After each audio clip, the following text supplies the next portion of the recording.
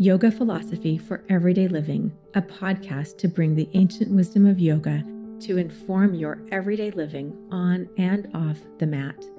Hi, I am your host, Monica Phillips. So often we sabotage ourselves because of the chatter in our heads. This podcast will take you through the 8 limbs of yoga with leading yoga instructors and introduce you to executives who have brought yoga into their lives so they can thrive. Please listen, subscribe, and share it with a friend.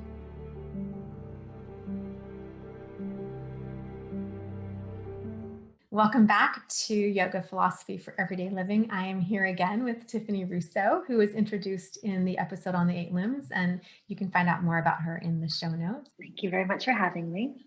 We're going to talk about the Niyamas today. This is the second of the 8 limbs. As we talked about in the episode on 8 limbs, the order is not important, right? They all come together to complete this wheel of life. This one is how we show up in this world, our internal discipline for how we live. The 5 Niyamas are tapas, purification through discipline, santosha, which is contentment, satya, which is purity, Svadhyaya, which is self-study, and Ishvara Pranidhana, which is devotion to a higher power.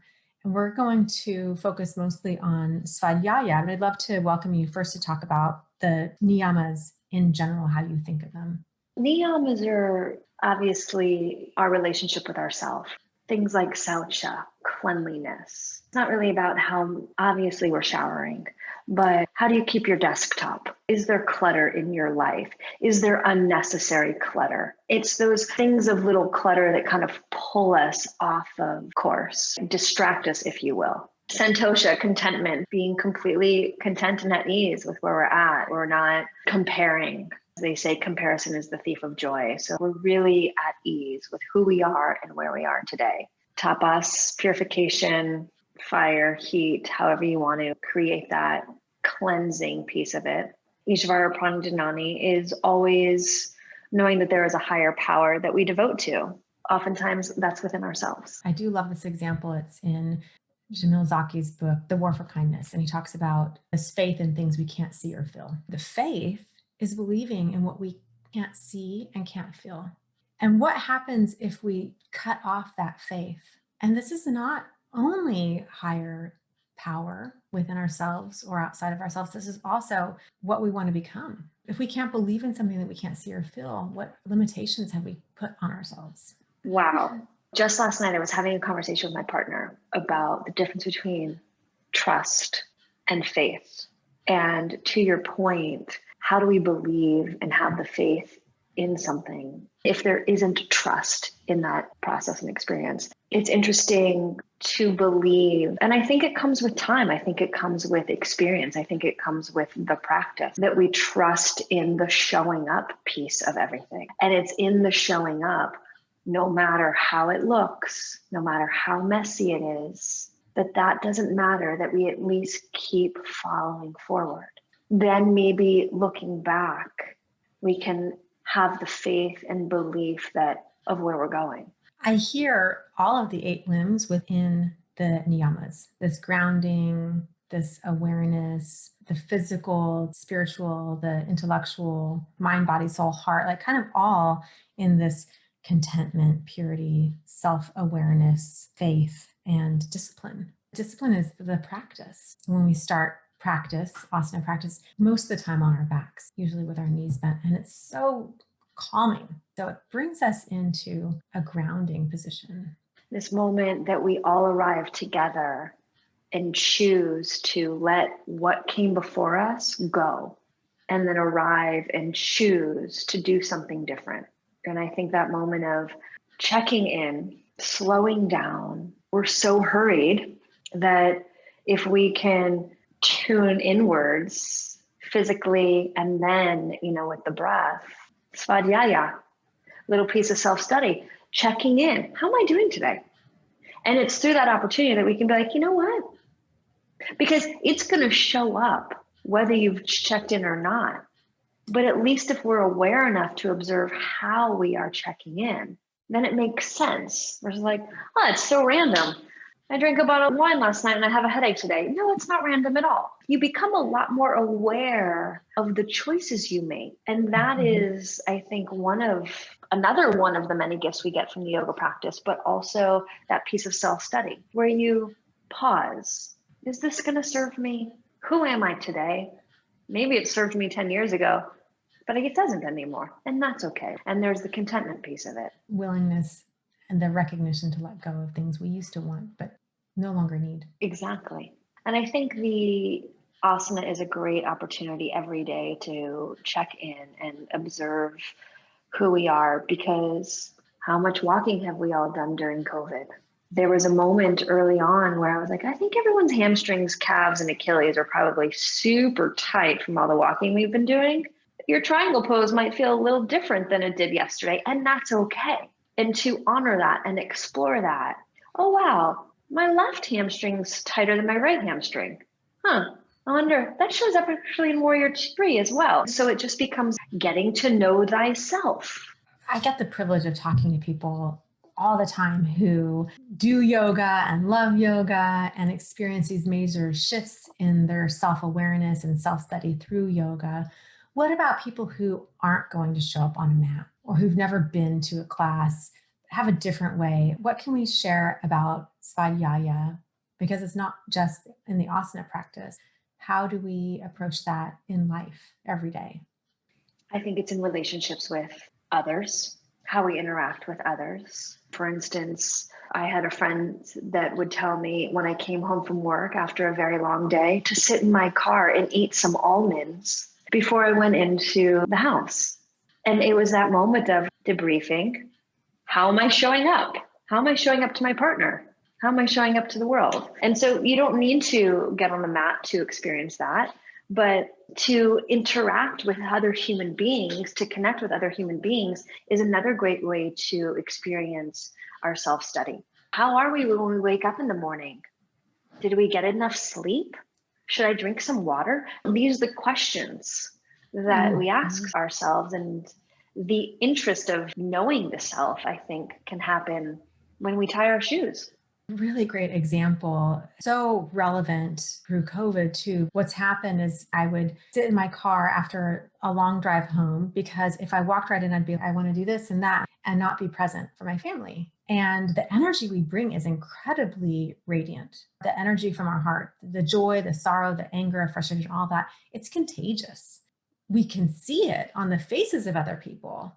And what's happened now is we don't get to sit in our car because we're not commuting anywhere. Most of us go from this room to that room.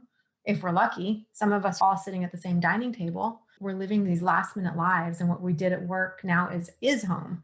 It's not suitable for home. So seeing it, actually, I think the gift that gives us is bringing more kindness into the workplace. It's even more important for anyone who has a workplace job. It's so important to bring that kindness into work. And if you want your family to see it, you need to show it to your work life as well. And I also think, to your point, being present. So when work does end and you've made the shift to be at home with family or be in the living room with family, you're not attached to getting emails, or you're really choosing to be present with those that are in front of us. Being present is another way to not get caught up in the mind chatter. Another way of practicing the yoga is to really look and see and connect. It's funny that you use that example of walking more because my phone would tell you that I'm walking less this year. And that's because I don't take it with me most of the time when I leave the house. And that has been one of the biggest gifts, is choosing to go outside for myself and not because I want to take my work with me. So I have to choose not to take my phone and not take photos because I just want to be present for the experience of walking and noticing. And I think there were times in my life when my son was younger, and any kid will do this. You go out for a walk and they notice everything. And I think I missed a lot of those moments because I was so caught up here in all the things I had to do that I wasn't noticing the ladybug on the flower with him. So that has been the biggest gift for me, is this self-study, this svadhyaya of how do I be with myself? if I want to give that to my son, I need to give it to myself too. The amount of beauty that we find when we can be present with self on a walk without a phone. How about on the mat? Tell me some of the ways that you bring Svadhyaya into the room. We've talked about some of them already, but what is that conscious choice that you make in coming in? Another thing you do that I love is you weave in this yoga philosophy with this Jedi mind trick. No one even knows that you're talking about yoga philosophy. And I think a lot of people who take your classes have sophisticated yoga studies, so they probably do know or aware the simple, accessible language of inviting people. So it allows curiosity, but most often it's just allowing people to practice Svadhyaya. I remember when I first started teaching and asking my teacher, Annie Carpenter, I was like, how do you weave in a sutra in class? How do you talk about ahimsa and make sure that it has a through line? And she was in time. And in time, it is taking those moments where you're on the mat and it is real life. Are we being too hard on ourselves? Could we actually slow down right here? Do you need a child's pose, even though I didn't offer one? And I think just even our choice in language, so that it's not the shapes that we're teaching, but we're giving our students an opportunity to check in. And within the language is the philosophy. Words like grounding. Of course, I'm drawing a blank right now, but I think what's the old adage? How we do one thing is how we do everything. It shows up on the mat. Again, another piece of self-study. So if we are actually choosing to slow down and not go into habit, we'll learn so much about who we are. It's that intention that you invite people to notice. Are you doing it this way because you've always done it that way? Even like just slowing down in chaturanga, slowing down and noticing what is the pattern that you have. I'm thinking about proprioception too. And as much as I think I know my body, I always learn more about my body. Where do my hands really need to be for my elbows to be in line with my shoulders? That is self-study, this noticing of my body in space. Interoception, like the balance that we have in tree pose. Some days it feels one way and some days it feels another way, maybe because we ate something or because we're thinking too much. And so our guts are reacting to our nervous system. This awareness that we have, we can say, now that I've slowed down, now I can feel it. Because when we go in habit and we go in rote, we fall deeper into our samskara, right? Our patterns, our habit. And so if we can choose to pay attention and be present, i.e. svadhyaya that's so interesting. My left hand is always a little further forward than my right hand in down dog. Things like that, little moments of paying attention, like your walk without your phone with your son looking at a ladybug.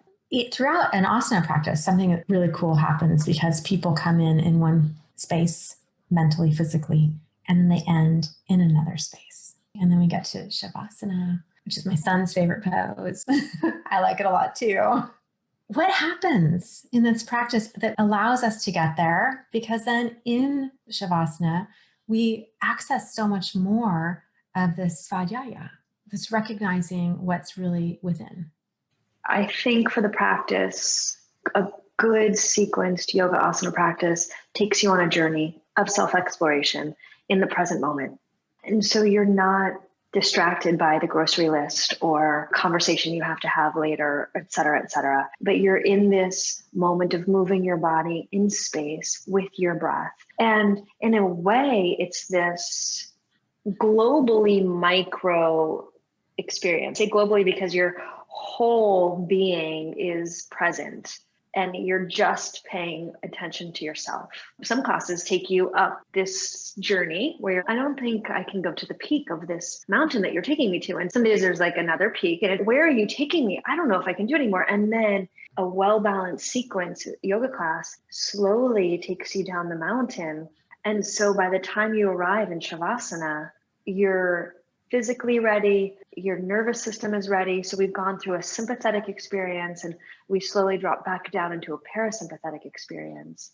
And Shavasana, I think, is the complete expression of that moment of peace. A good Shavasana, you can feel it when you come out of it, a little stoned. Back in the good old days of practicing in a classroom, you would feel this enormous calm, this universal ease. I truly believe if the whole world meditated, we would have world peace because everyone would be so easeful and we would have so much peace within ourselves. We would be radiating peace for others. And that's what happens at the end of a really good yoga class. You get to Shavasana and there's this inner peace that we've learned even just one thing about ourselves. If just one person has this experience, that's good enough for me, because not everyone can have it every single time.